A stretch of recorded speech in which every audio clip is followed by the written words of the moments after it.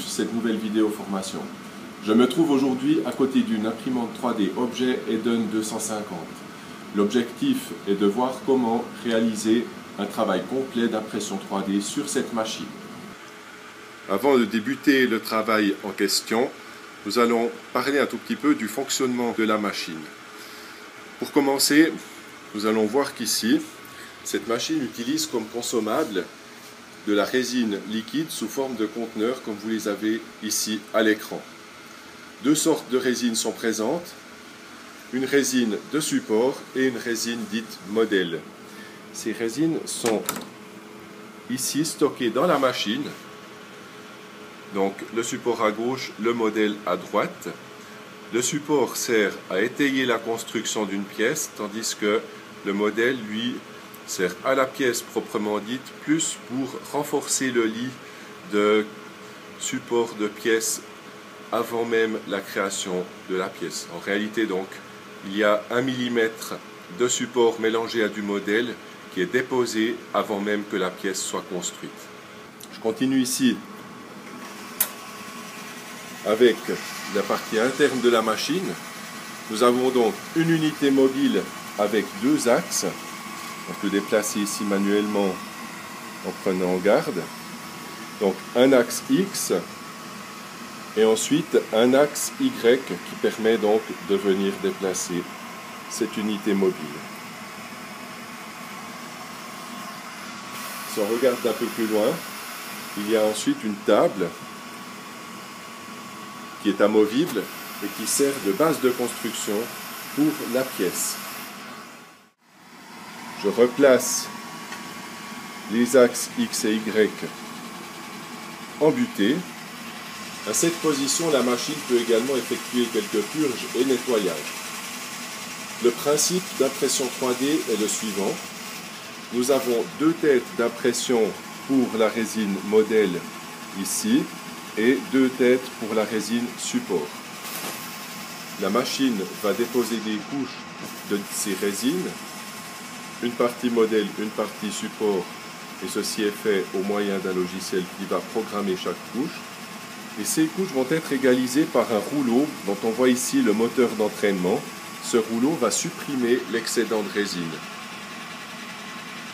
De même, une lampe ultraviolette que l'on voit ici va terminer le travail de chaque couche en la solidifiant par photopolymérisation. Avant de créer un travail, donc on va s'assurer que la table ici soit bien propre et en bonne position. Si tel n'est pas le cas, on va l'arracher et ensuite presser ici dessus pour libérer cette plaque afin qu'elle sorte complètement de notre machine. Une fois le nettoyage fait ou les pièces donc bien nettoyées, supprimées, on réengage la plaque. Il s'agit ici d'une forme de queue d'aigle. On va encore s'assurer que le moteur d'entraînement ici ne soit pas bloqué, qu'il ne tourne pas avec une trop grande difficulté. Si tel est le cas, donc là il s'agira de nettoyer. Pour ça, l'intervention de votre professeur sera nécessaire. D'un point de vue hardware, la machine possède un ordinateur à l'intérieur qui communique avec un autre ordinateur qui est ici à droite. En revanche, on ne dispose que d'un écran, d'un clavier et d'une souris pour ces deux ordinateurs qui doivent communiquer entre eux. Ceci explique la raison de ce boîtier qui permet soit d'aller visualiser l'écran côté machine, que voici, ou alors de visualiser l'écran, mais cette fois-ci côté du PC à droite qui sert donc de préparation pour les différents travaux, et c'est là que nous allons reprendre entre autres la pièce que nous avions définie au début. Donc je m'attarde un petit moment maintenant sur la partie de gauche.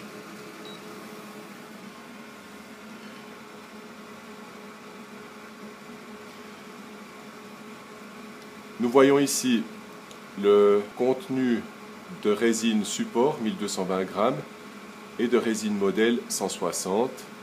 Nous avons ici quelques indications par rapport au travail précédent effectué.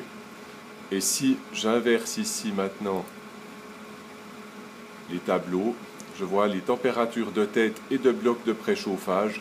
Donc ici 32 respectivement 28-29 degrés. Il faut savoir qu'une telle machine doit absolument rester sous tension en permanence pour ne pas subir de dommages au niveau des têtes. Donc la première opération que nous allons faire est sous maintenance. On peut prendre le mode High Speed ou le deuxième, peu importe, mais nous allons voir sous General Devices Control, juste contrôler que le roller démarre comme il faut et qu'il reste bien vert ici. Si tel n'est pas le cas, c'est qu'il y a de la résine qui s'est collée dessus et qu'il faut le nettoyer. Dans les autres options, nous allons contrôler maintenant le fonctionnement des têtes avec un pattern test, ce qui va mettre en température les têtes d'impression et effectuer ensuite un petit dépôt de matière sur la plaque de base que nous avons montrée précédemment. Donc on va laisser la machine monter en température et pour l'instant donc préparer le job. Ensuite nous viendrons contrôler que le pattern test est réussi, puis le processus d'impression va pouvoir démarrer. Une pièce a été créée sur Autodesk Inventor, donc c'est du solide, des extrusions, des gravures, des congés. L'objectif maintenant est de passer ceci sous un format compatible avec la machine Objet Eden.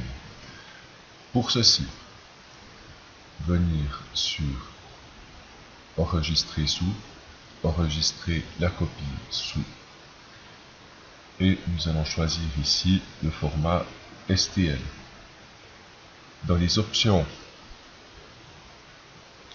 on voit que le format de sortie est en centimètres, nous allons de préférence le mettre en millimètres, puisque la machine est configurée pour recevoir des millimètres au lieu des centimètres.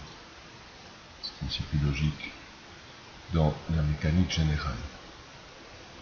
Le nom convient, le dossier également, donc j'enregistre mon fichier STL comme ceci. Désormais, nous pourrons passer sur Objet Studio pour la simulation de la création de la pièce. L'opération suivante consiste à préparer le job côté PC et nous allons prendre pour ceci l'application Objet Studio. La table qui sert à recevoir les pièces d'impression, autrement dit ce qu'on appelle le tray, dispose ici de traits qui représentent en fin de compte la largeur de chaque passage de tête, puisque chaque tête fait 65 mm. Je m'en vais choisir la qualité de mon travail. Ici, je vais prendre du High Quality, couche de 16 microns. Ici, c'est des couches de 30 microns en High Speed. J'insère un modèle qui arrive donc comme ceci debout. Mon objectif pour gagner du temps, c'est de le coucher à plat. Je vais marquer, donc sélectionner un plan et dire que ce plan est aligné par rapport au dessous. Align Bottom. Je vais ensuite choisir avec un clic droit, ici, quel mode de finition je veux prendre. Pour le dessus, tout ce qui est à l'air libre. Il faut savoir que le contact entre les deux résines génère des surfaces mates. On peut laisser par contre le mode dit Full Glossy qui va faire en sorte qu'il n'y ait pas de résine de support sur le dessus de la pièce. Ça va donner une finition brillante. Ensuite, je procède à un placement automatique, ce qui fait que ma pièce va se loger le plus près possible de la position où la machine effectue des purges et des nettoyages des têtes. Je peux analyser ensuite les durées de cycle ainsi que les consommations. Ici on voit qu'il y a 4 grammes de chaque résine pour donc effectuer le travail. Une fois ceci terminé, je peux lancer le job, donc vraiment partir en production. Au préalable, j'aimerais vous montrer quelques manipulations. Si on fait ici donc une sélection sur la pièce, on peut le faire également par un clic droit. Là, je travaille par l'arborescence. On voit ici des informations de type général. Ensuite, très intéressant ici, des transformations. On voit qu'on peut modifier l'échelle. Par exemple, si je mets 10, j'ai une échelle uniforme qui est faite, pour autant bien sûr que ceci soit conservé. Nous pouvons également gérer les rotations de vue, voir un petit peu mieux certains points de la pièce. Ici c'est évident, donc pas besoin de faire de grandes choses. Et voici donc les détails de notre pièce telle que nous voulons la créer. Le fait qu'elle soit écrite à l'envers ici ne pose évidemment aucun problème. Nous sommes prêts maintenant à partir en production. Donc je vais prendre l'option Build Tray, construire le plateau, et je m'en vais aller sur un dossier que j'ai créé spécialement pour cette vidéo. Et là donc, mettre la date d'aujourd'hui.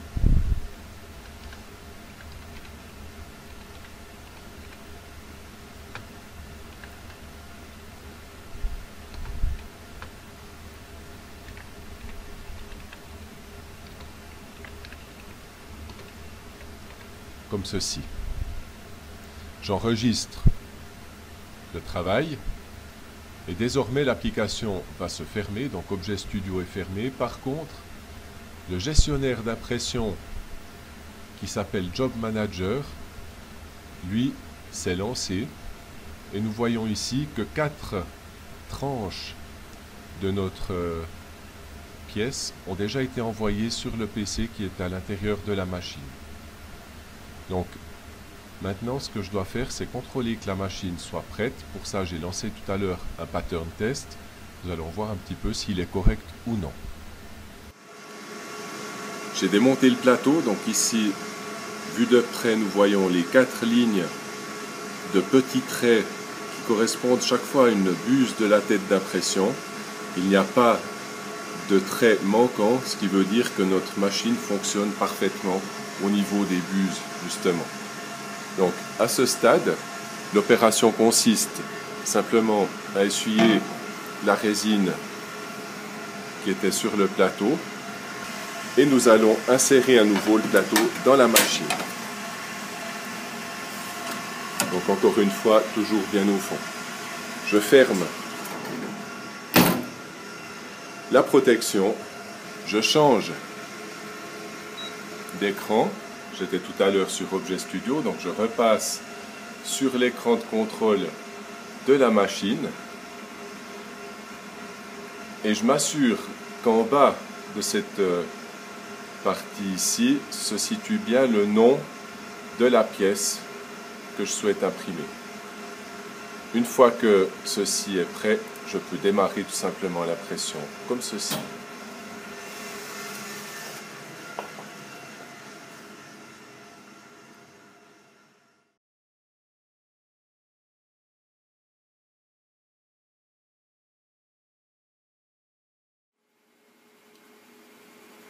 Le cycle est terminé, la pièce est prête.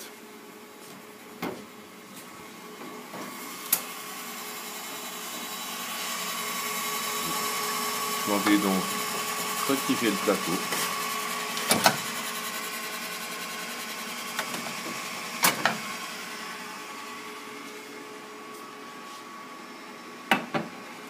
L'opération consiste maintenant à arracher la pièce du plateau, donc on le fait délicatement. Il y a une épaisseur de résine support d'1 millimètre qui permet que la lame donc puisse être insérée. Et l'opération ensuite va consister à nettoyer soit par un jet d'eau, soit au moyen de soude caustique, toute cette couche qui se trouve là. Donc la pièce va être vraiment débarrassée de ces résidus. Concernant le plateau, on va bien gratter la couche qui sert à coller la pièce dessus. Et une chose impérative, avant chaque nouvelle utilisation de la machine, on va vaporiser de l'alcool isopropylique sur le plateau. On va vraiment bien le nettoyer, le sécher, comme ceci. On va également contrôler l'état de propreté générale de la machine de temps à autre sous l'axe Z. Là, ça devient nécessaire.